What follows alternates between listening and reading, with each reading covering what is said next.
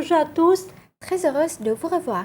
La maison longue traditionnelle des Aidés est un ouvrage architectural exceptionnel, reflétant la vie quotidienne et spirituelle de cette ethnie minoritaire. Dans le focus de cette semaine, nous vous invitons à vous rendre dans la province de Dakhla, dans les hauts plateaux du centre, afin d'admirer et découvrir les maisons longues traditionnelles des Aidés. Mais tout d'abord, place à l'actualité de la semaine.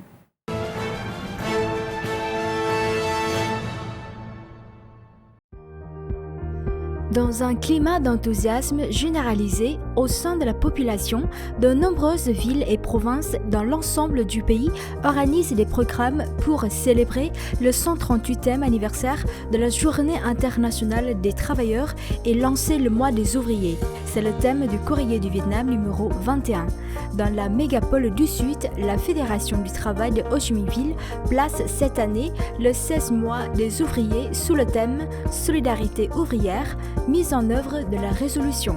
Parmi les dizaines de milliers d'ouvriers compétents de différents échelons, la Fédération du travail de Hanoï a décidé d'honorer 100 ouvriers exemplaires de la capitale pour l'année 2024. Pour l'occasion, le Courrier du Vietnam a publié l'interview du vice-président de la Confédération générale du travail du Vietnam, CGTV, Phan Văn Anh, sur les activités déployées par les syndicats et axées sur les travailleurs. Le Courrier du Vietnam présente aussi le modèle des aires de repos pour les conducteurs de mototaxi à Ho Chi Minh Ville. La Fédération du travail de l'arrondissement de Binh Tân, en collaboration avec le Centre de travail social du syndicat de Ho Chi Minh Ville, a lancé le 26 avril dernier ce modèle pour les membres de la corporation des conducteurs de mototaxi indépendants et salariés. L'endroit est équipé de sièges, d'eau chaude et froide, de Wi-Fi et de services d'entretien de véhicules à des tarifs préférentiels.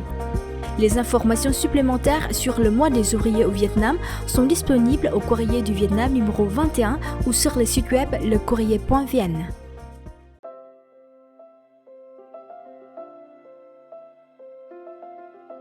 Selon l'Office général des statistiques, au cours des 4 premiers mois de l'année, le Vietnam a accueilli 6,2 millions de visiteurs étrangers, enregistrant une augmentation de 68% par rapport à l'année précédente et de 4% par rapport à la période pré-Covid-19. La République de Corée est restée le plus grand marché pourvoyeur de touristes au Vietnam, avec 1,6 million de visiteurs, représentant 26% du total, devant la Chine, Taïwan-Chine, les États-Unis et le Japon. Les arrivées par voie aérienne ont représenté près de 84% du nombre total des touristes étrangers au Vietnam pour cette période. En avril, le Vietnam a accueilli près de 1,6 million d'arrivées internationales, enregistrant une augmentation de 58% par rapport à l'année précédente. La croissance des arrivées touristiques internationales est attribuable aux politiques favorables et aux programmes de promotion touristique. Selon l'Autorité nationale du tourisme, le nombre total de touristes domestiques au cours des 4 premiers mois est estimé à 40,5 millions de personnes, générant près de 10,7 milliards de dollars de revenus.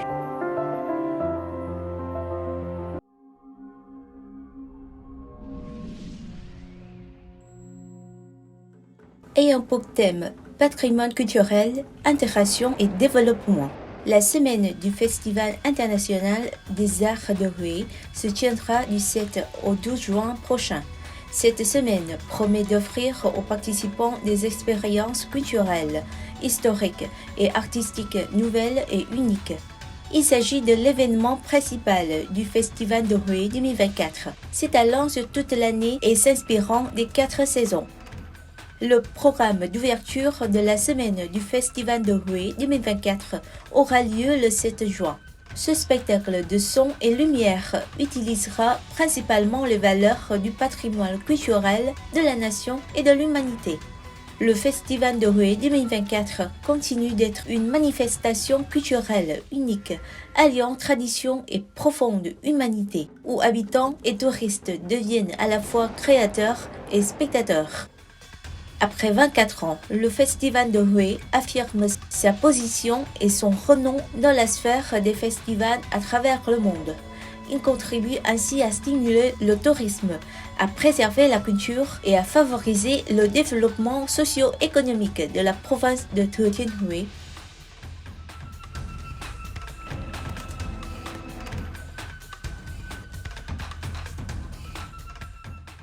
The Hue Monuments Conservation Center and Thừa Thiên Huế People's Committee, Thừa Thiên Huế People's Department of Culture and Sports. Les Cửu Đình, 9 urnes de la dynastie des Nguyen dans la cité impériale de Huế, au centre, ont été inscrites le 8 mai au registre Mémoire du Monde lors de la 10e réunion en Mongolie du comité régional Mémoire du Monde de l'UNESCO pour l'Asie-Pacifique. Les Cửu Đình, un ensemble de 9 urnes de la dynastie des Nguyen, 1802-1945, dernière dynastie féodale du Vietnam, ont reçu un vote unanime de 23 voix sur 23. Il s'agit d'une grande fierté pour le Vietnam et pour la province de Thừa Thiên Huế en particulier. Ces 9 urnes dynastiques se trouvent devant la cour de Thiên Miếu, temple dynastique consacré au culte des empereurs, et derrière Hiền Lâm Các, pavillon de la splendeur au sud-ouest de la cité impériale de Huế. Elles sont aujourd'hui considérées comme les plus précieuses pièces historiques de Huế et plus généralement du Vietnam. Ces belles œuvres ont été créées sous le règne de Minh Ma, afin de symboliser le pouvoir royal de la dynastie et de mettre en valeur la faune et la flore exceptionnelles du pays.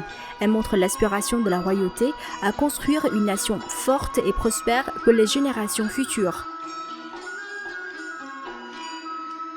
Chacune des urnes est unique. Coulé en 1835, cet ensemble datant de la dynastie de Nguyen a été reconnu trésor national en 2012.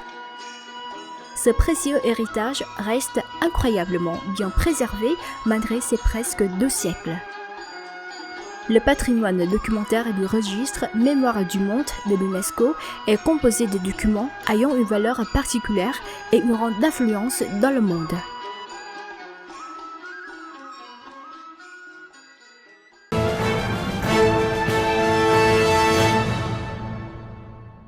La Nha Zai, ou maison longue sur pilotis, est l'habitat emblématique de l'ethnie Édé. Elle abrite toute la famille et s'allonge lorsqu'une femme de la famille se marie. Elle est construite en bois, en bambou et recouverte de chaume. La maison longue n'est pas qu'un espace de vie, c'est aussi un point d'attache entre les différentes générations. Chaque nuit, toute la grande famille se réunit autour d'un foyer. Les femmes font du tissage ou de la broderie, les hommes réparent leurs chariots, leurs pioches, les vieux racontent des épopées ou récitent des poèmes aux enfants. Toujours dans cet espace, les us et coutumes sont préservés et valorisés. Actuellement, avec le développement du pays, des maisons modernes sont apparues jusque dans les villages les plus reculés. Cependant, la maison longue traditionnelle est encore préservée. Immédiatement, rendons-nous dans la province de Đắk Lắk, dans les hauts plateaux du centre, afin de découvrir les maisons longues des Édé.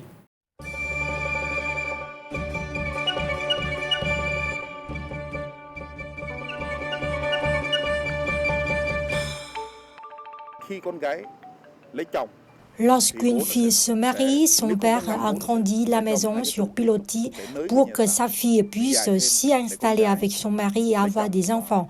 Cela se répétera lorsque la deuxième fille se marierait et ainsi de suite, formant ainsi la tradition des maisons longues de centaines de mètres, abritant 2 à 3 générations d'enfants, de petits-enfants et d'arrière-petits-enfants. Les maisons longues sont depuis longtemps le symbole des Édé sur la majestueuse terre de Tây Nguyên au plateau du centre. À partir de matériaux de récupération de la vie quotidienne et du besoin de vivre en harmonie avec la nature et protégés des prédateurs, les Édés ont construit des maisons sur pilotis avec un système de piliers solides se succédant les uns aux autres en toit en paille, des murs en bambou et une pièce principale large de plus de 5 mètres. Les maisons longues des Édé dans la province de Đắk Lắk sont généralement construites avec une orientation nord-sud. Toutes les activités quotidiennes de la maison sont régies par la femme la plus âgée du foyer. L'homme, après avoir épousé sa femme, doit venir vivre avec la famille de celle-ci et les enfants à naître porteront le nom de leur mère. Presque toutes les activités quotidiennes des aidés ont lieu dans cette maison commune.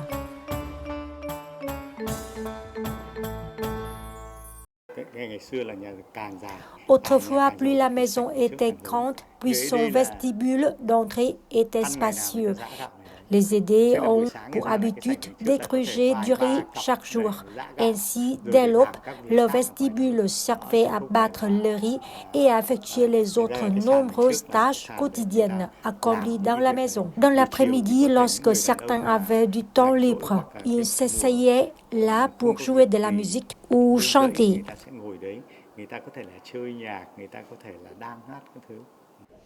Les bœufs, les cochons étaient gardés sous la maison, d'où la présence d'un grand espace sous celle-ci. La hauteur du plancher de la maison était ajustée en fonction du buffle. Si celui-ci pouvait circuler, c'était la bonne hauteur.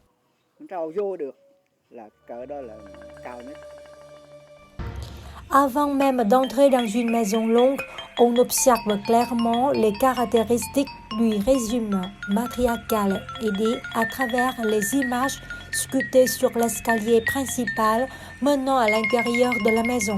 Avec ces images, les aidés rappellent aux générations futures de toujours se souvenir du rôle important des femmes dans la famille. La maison longue des aidés est le lieu de vie de plusieurs générations familiales, mais aussi celui d'activités communautaires avec une grande cour avant appelée gare, utilisée pour accueillir les invités, organiser des rituels et des cérémonies. Le reste de l'espace est la zone de vie privée des différentes générations appelée Oak. Le nombre de fenêtres du côté ouest de la maison indique le nombre de familles qui y vivent. Les aidés ont aussi les maisons communes. Pourtant, les maisons longues des patriarches ont un rôle de centre communautaire. Chaque année, les patriarches abattent devant leur maison longue des bœufs et des cochons. L'abattage est effectué pour les villageois. Ces derniers viennent assister à l'événement et apportent du ryokan, un cône de riz siroté avec une tige de bambou, du riz et des poulets. Ce sont souvent les familles aisées qui, en mars, avril, organisent aussi les festins en faveur de toute la communauté. Les familles riches d'autrefois avaient souvent des escaliers en bois. L'escalier avait généralement 7 marches. Pour faciliter la circulation de nombreuses personnes, on pouvait construire 2 à 3 escaliers. Et l'escalier à l'avant est destiné à tout le monde. Et l'escalier principal utilisé par les femmes de la famille était situé à l'arrière. Seuls les membres de la famille pouvaient y monter. Il était défendu aux invités. Avec le temps, le système matriarcal des aidés de Dakhla évolue lentement. On ne rallonge plus les maisons longues. Grâce à l'attention et au soutien des autorités à tous les niveaux, ainsi qu'au désir de préserver les belles valeurs culturelles de leur peuple, de nombreuses maisons longues des aidés ont été restaurées, rénovées et beaucoup sont maintenant conçues pour des visites touristiques et des activités communautaires. Cependant, leur structure interne reste intacte avec de nombreux objets préservés à l'intérieur pour conserver et transmettre les valeurs culturelles traditionnelles uniques des aidés aux générations futures.